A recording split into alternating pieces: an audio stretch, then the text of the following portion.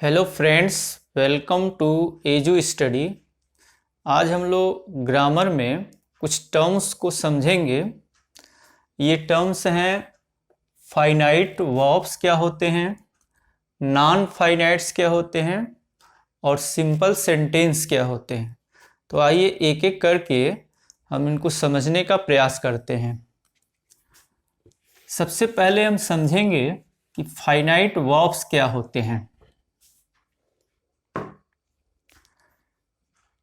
जब सेंटेंस में वर्ब अपने सब्जेक्ट के नंबर, पर्सन और जेंडर के अकॉर्डिंग यूज होता है तो उसे हम फाइनाइट वर्ब कहते हैं।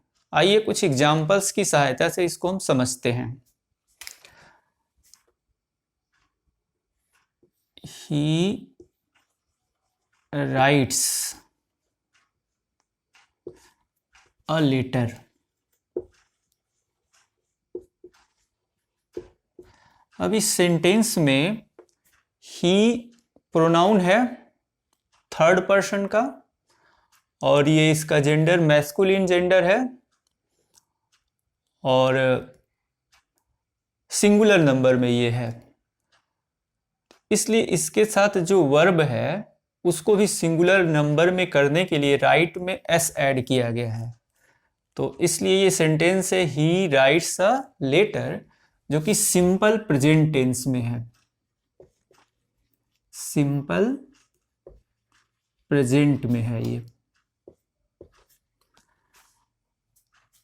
यदि इस सेंटेंस के सब्जेक्ट को हम चेंज कर दें, सपोज इसको हम फर्स्ट पर्सन में प्लूरल लिखें, वी लिखें, तो हमें राइट्स की जगह पे राइट लिखना होगा। नहीं, हम लिखेंगे we write a letter. Means sentence का सब्जेक्ट या सब्जेक्ट का जब नंबर और पर्सन चेंज हो रहा है तो वर्ब भी चेंज हो जा रहा है। तो जब वर्ब सब्जेक्ट के नंबर और पर्सन के अकॉर्डिंग यूज होगा तो उस वर्ब को हम कहेंगे फाइनाइट वर्ब। तो इन सेंटेंसेज में राइट्स, फर्स्ट सेंटेंस में राइट्स फाइनाइट वर्ब है और सेकेंड सेंटेंस में राइट फाइनाइट वर्ब है। आइए कुछ और एग्जांपल्स लेते हैं। She goes to market. इस सेंटेंस में क्या फाइनाइट वर्ब है? गोज है। अब हम लिखें आई एम कमिंग हियर। तो इस सेंटेंस में कमिंग फाइनाइट वर्ब है। इसके पहले हेल्पिंग वर्ब एम यूज हुआ है। इफ यदि हम सब्जेक्ट आई को चेंज कर दें, ये फर्स्ट पर्सन में है, इफ हम थर्ड पर्सन में प्लूरल सब्जेक्ट लिखें दे तो ये हेल्पिंग वर्ब चेंज हो जाएगा। यानी हमें लिखना होगा they are coming here. Means verb को अपने सब्जेक्ट के नंबर, पर्सन और जेंडर के अकॉर्डिंग यूज किया जाता है। तो ऐसे वर्ब्स जो सेंटेंस में अपने सब्जेक्ट के नंबर, पर्सन और जेंडर के अनुसार यूज होते हैं उन्हें हम फाइनाइट वर्ब कहते हैं। तो इन सेंटेंसेस में राइट्स, राइट, गोज, कमिंग, ये सभी फाइनाइट वर्ब्स हैं। अब हम समझेंगे कि ऐसे कौन से वर्ब्स होते हैं सेंटेंस में जो फाइनाइट वर्ब नहीं होते हैं। तो आइए हम उनको समझते हैं।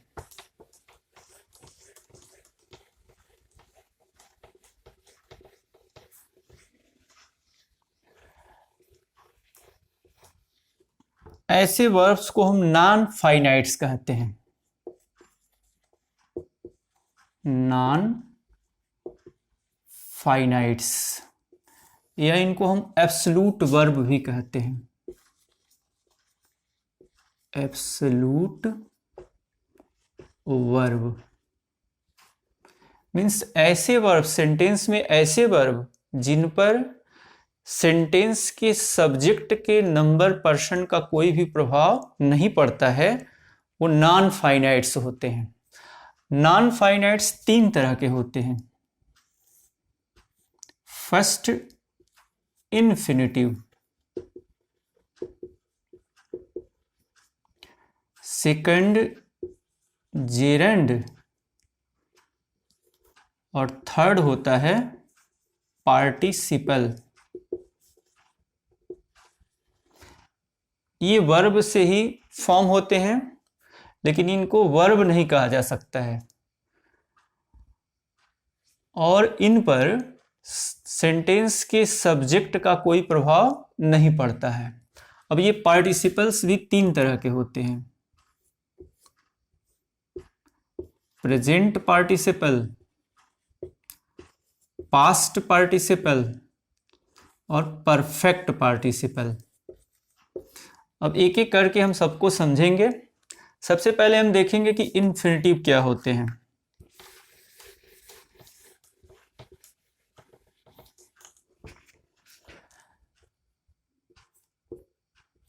सी लाइक्स टू राइट। इस सेंटेंस में सी सब्जेक्ट है और लाइक्स वर्ब है। पार्ट्स ऑफ स्पीच में से राइट भी क्या है, वर्ब है, लेकिन जब वर्ब के फर्स्ट फॉर्म से पहले टू यूज होता है तो उसको हम कहते हैं इन्फिनिटिव। तो यहाँ पे टू राइट क्या है, इन्फिनिटिव है।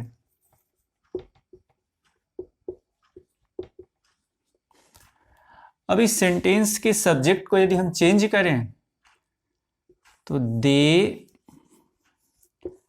Like to write. मीन्स जब सब्जेक्ट के पर्सन को चेंज किया गया या जब सब्जेक्ट के नंबर को चेंज किया गया, पर्सन तो थर्ड पर्सन है, तो वर्ब लाइक्स से चेंज होकर के लाइक हो गया, लेकिन ये टू राइट में कोई चेंजिंग नहीं किया गया। मीन्स इस पर सेंटेंस के सब्जेक्ट का कोई प्रभाव नहीं पड़ रहा है। तो ये क्या है, इन्फिनिटिव है। मीन्स इन्फिनिटिव पर सेंटेंस के सब्जेक्ट के नंबर, पर्सन, जेंडर का कोई प्रभाव नहीं पड़ता है। तो इन्फिनिटिव जो होते हैं वो नॉन फाइनाइट कहे जाते हैं या एब्सोल्यूट वर्ब कहे जाते हैं। सेंटेंस में इनको हम वर्ब नहीं मानते हैं बल्कि नॉन फाइनाइट मानते हैं। दूसरे नंबर पे आता है जेरंड। जैसे सी लाइक्स रीडिंग। वर्ब में आईएनजी यूज करके जेरंड फॉर्म होता है। तो यहाँ पे जो रीडिंग है वो जेरंड है और इस पर भी सेंटेंस के सब्जेक्ट का कोई प्रभाव नहीं पड़ता है। मीन्स यदि हम लिखें वी लाइक, जब सेंटेंस के सब्जेक्ट को हम चेंज कर रहे हैं, सिंगुलर से प्लूरल कर रहे हैं, तो लाइक्स तो चेंज हो रहा है लेकिन ये चेंज नहीं हो रहा है। तो जेरेंड भी क्या होते हैं, नॉन फाइनाइट्स होते हैं। थर्ड नंबर पे पार्टिसिपल्स आते हैं। तो आइए देखते हैं कि पार्टिसिपल कैसे यूज करेंगे।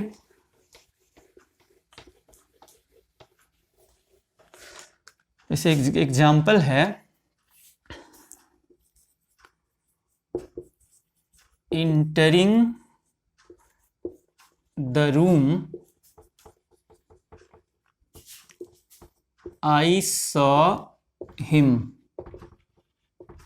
यहां पे एंटर वर्ब में आईएनजी यूज किया गया है और सब्जेक्ट है आई और वर्ब है सॉ, वर्ब है।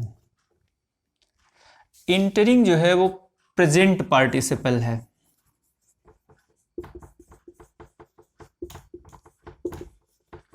और इस पर सब्जेक्ट आई का कोई भी प्रभाव नहीं पड़ेगा। तो ये भी क्या है, नॉन फाइनाइट है। I found my lost pen. इस सेंटेंस में आई सब्जेक्ट है और फाउंड वर्ब है। यहां लूज का सेकेंड फॉर्म है लास्ट और ये पास्ट पार्टिसिपल है।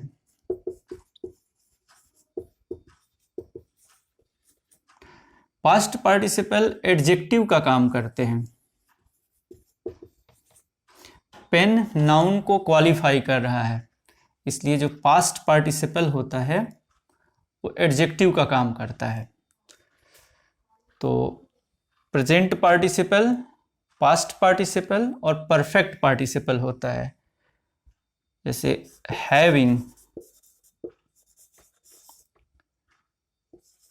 Reached the town, I saw a tower. अब इस सेंटेंस में हैविंग के साथ वर्ब का third form, having plus verb third form, ये परफेक्ट पार्टिसिपल होता है। तो परफेक्ट पार्टिसिपल भी का भी सेंटेंस में सब्जेक्ट पर कोई भी प्रभाव नहीं पड़ता है। तो इस प्रकार हम देखते हैं कि कुछ ऐसे वर्ब्स होते हैं जिनका सेंटेंस के सब्जेक्ट के नंबर पर्सन पे कोई प्रभाव नहीं पड़ता है, और ऐसे वर्ब्स जो होते हैं नॉन फाइनाइट्स कहे जाते हैं। और ये तीन प्रकार के हैं, इन्फिनिटिव जो वर्ब के फर्स्ट फॉर्म से पहले टू यूज करके बनाया जाता है, और जेरेंड वर्ब में आईएनजी ऐड करके बनता है, और पार्टिसिपल्स जो कि तीन तरह के होते हैं, प्रेजेंट पार्टिसिपल, पास्ट पार्टिसिपल और परफेक्ट पार्टिसिपल। पार्टिसिपल्स को हम अलग एक वीडियो में फिर से पढ़ेंगे तो और क्लियर हमें समझ में आएगा।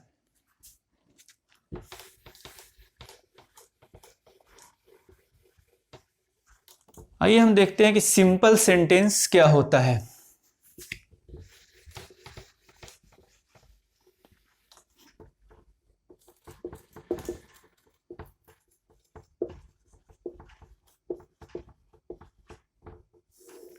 एक ऐसा सेंटेंस जिसमें केवल एक फाइनाइट वर्ब होता है, ओनली वन फाइनाइट वर्ब, ऐसे सेंटेंस को हम कहते हैं simple sentence. A sentence with only one finite verb is called a simple sentence. आइए कुछ एग्जांपल्स देखते हैं। She went to market, यहाँ पे केवल एक ही फाइनाइट वर्ब है वेंट, इसलिए ये सिंपल सेंटेंस है। आई लाइक टू रीड, यहाँ पे केवल एक ही फाइनाइट वर्ब है लाइक, टू रीड क्या है, इन्फिनिटिव है, इसलिए ये भी सिंपल सेंटेंस है। She likes singing,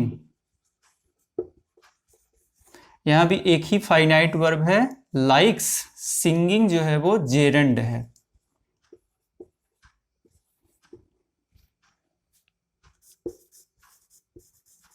Having completed her work she slept, यहां भी एक ही फाइनाइट वर्ब है slept, और having completed पार्टिसिपल है। तो ये सभी जो सेंटेंसेज हैं वो सिंपल सेंटेंस हैं। तो इस प्रकार से आपको फाइनाइट वर्ब्स, नॉन फाइनाइट्स और सिंपल सेंटेंस अच्छे से समझ में आ गया होगा। Thanks for watching.